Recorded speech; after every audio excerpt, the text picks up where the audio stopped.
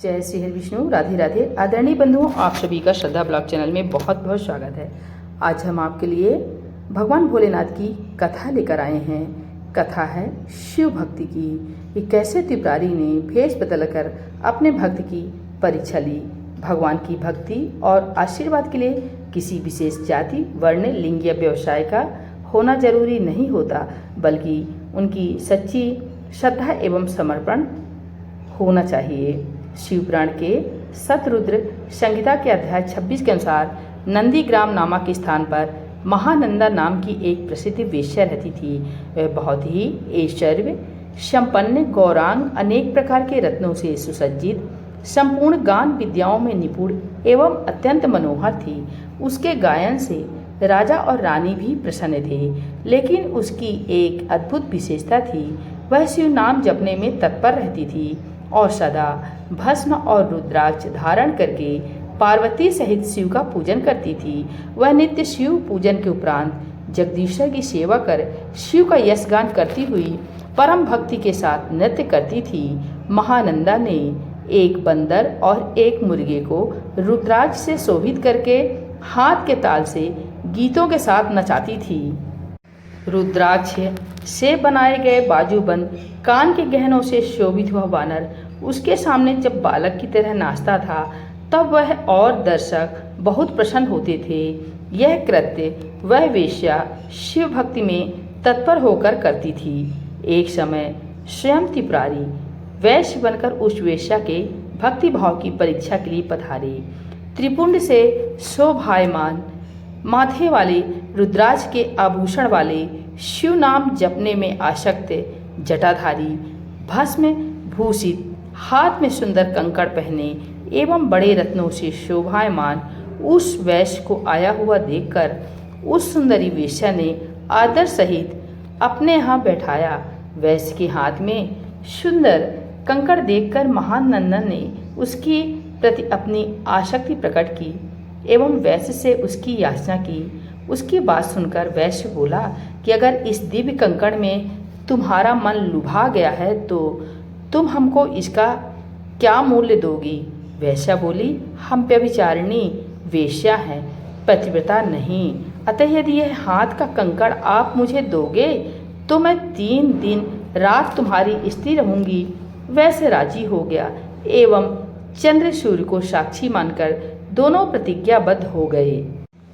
वह दिव्य कंकड़ देते समय वैश्य ने कहा कि सुंदरी, रत्न जटित शिवलिंग सज्जित यह आभूषण मेरे प्राणों से भी अधिक हमको प्रिय है, अतः इसकी हर तरह से रक्षा करना। वैश्य की बात मानते हुए महानंदा ने उस कंकड़ को अपनी नाट्यशाला के मध्य में रख दिया।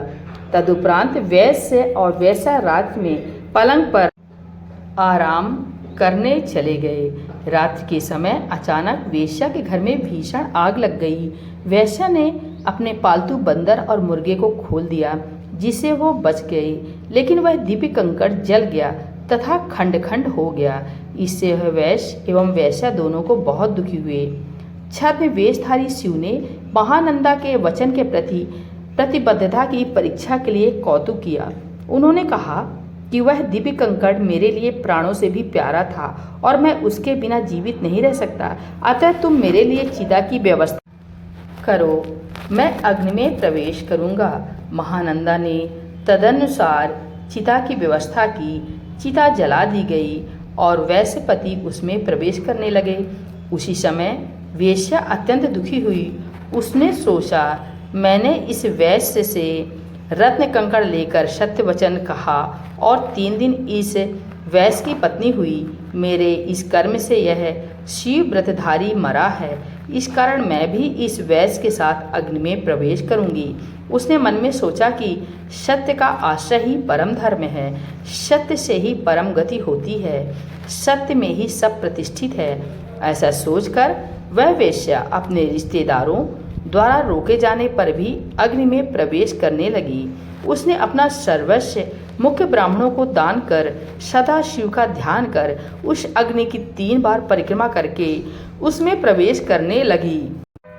जलती अग्नि में गिरती हुई तथा अपने चरणों में मन अर्पण करती हुई उस वेश्या को देखकर विश्वात्मा साक्षात शिव प्रकट होकर उसको अग्नि प्रवेश से रोक दिए। देवाधिदेव आशुतोष त्रिनेत्र भगवान शिव को देखकर व्याकुल हुई, कांपती हुई जड़ी भूत सजल नयन महानंदा को हाथों से पकड़कर शिव जी बोले कि मैं तुम्हारे सत्य धर्म और अविचल भक्ति की परीक्षा लेने वैश्य बनकर आया था। मैं तुमसे परम प्रसन्न हूँ और जो कुछ भी तुमको अभीष्ट हो मांग सकती हो। परम प्रसन्न उस वेश्या ने प्रभु से कहा, प्रभु हमको आपके चरणों में अनुराग और सानिध्य के अतिरिक्त कुछ नहीं चाहिए।